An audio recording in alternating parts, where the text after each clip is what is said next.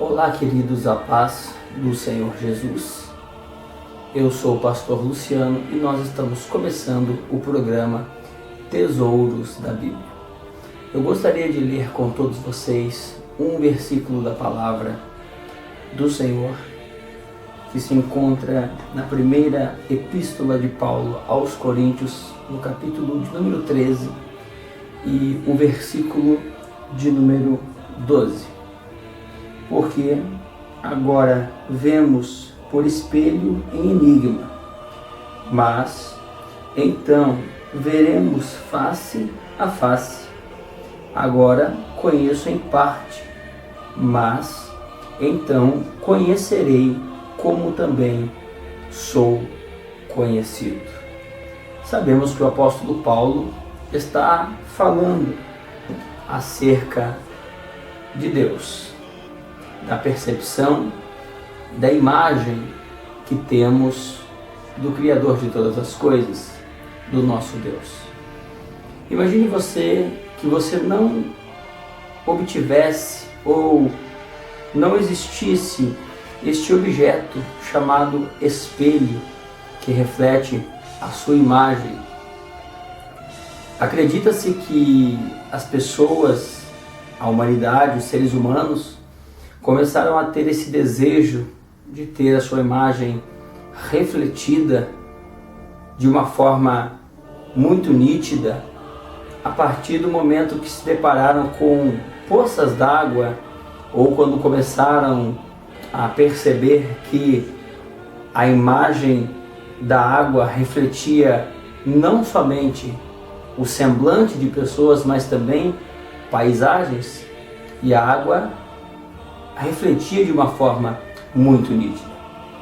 Eles passaram então a desenvolver métodos e confeccionar vários objetos dos mais diversos metais e materiais para conseguirem uma imagem acerca da sua face.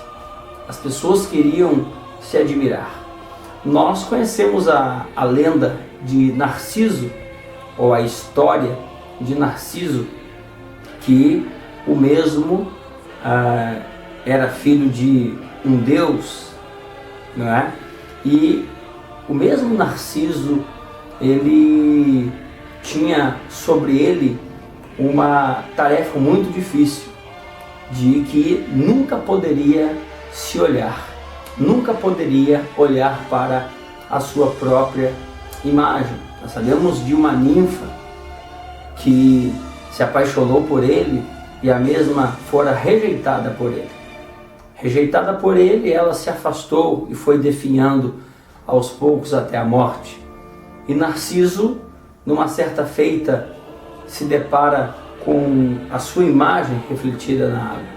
Uns dizem que tamanho foi o espanto pela sua beleza que ele acabou se jogando naquele lago e, por fim, acabou afogando-se. Essas lendas, essas histórias só corroboram a ideia de termos a nossa imagem refletida por um objeto, por um espelho. Tudo começou na água, mas 3.000 anos antes de Cristo, os egípcios, os sumérios e outras civilizações confeccionavam, através do bronze, de latões polidos, espécies de espelhos. Mas a imagem que eles obtinham desses espelhos não era uma imagem nítida, não era aquela imagem que eles tinham ao se depararem perante uma poça d'água. Era uma imagem altamente distorcida e, curiosamente, eles foram tentando.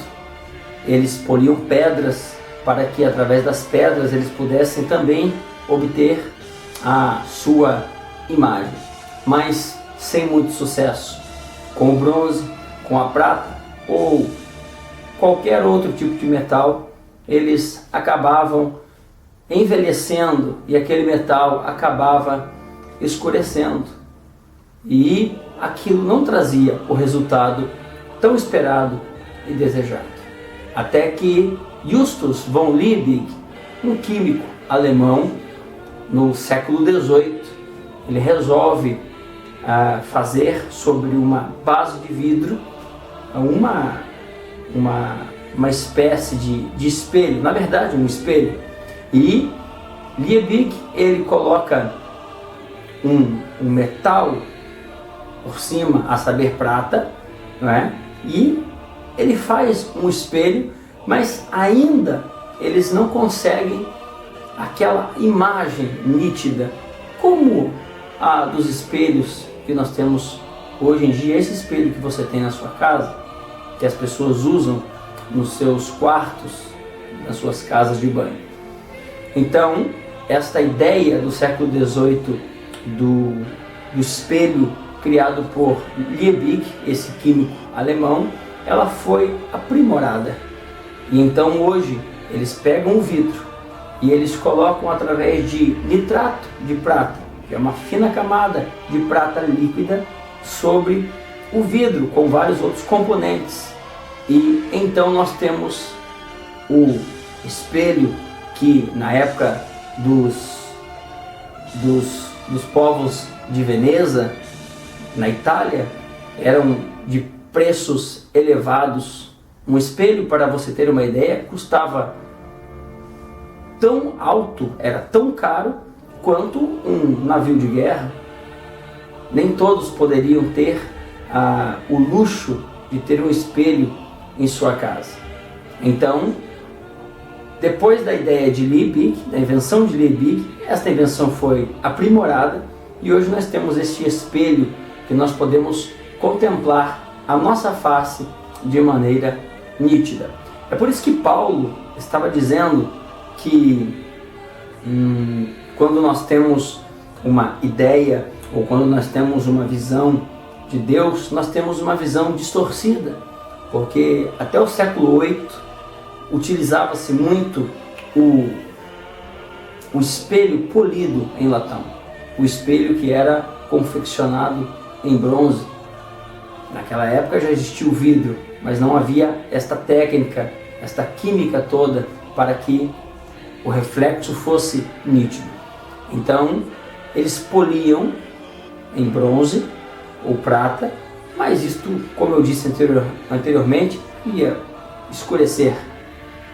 Então Paulo está falando de uma visão distorcida, de uma visão que conhecemos em parte, porque Paulo conhecia o espelho da sua época, que era confeccionado em bronze.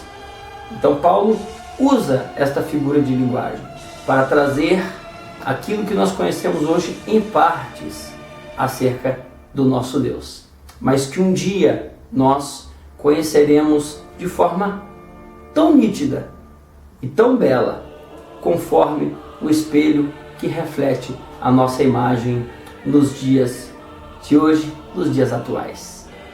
O programa Tesouros da Bíblia fica por aqui e eu espero você e conto com você para o próximo programa. A minha oração é que você busque a cada dia mais a visão espiritual acerca de Deus, até que um dia você possa vê-lo face a face, ou melhor, até que um dia todos nós possamos vê-lo face a face lá na glória. Que Deus os abençoe, em nome de Jesus. Eu sou o pastor Luciano e este é o programa Tesouros da Bíblia. Deus abençoe a todos, em nome de Jesus.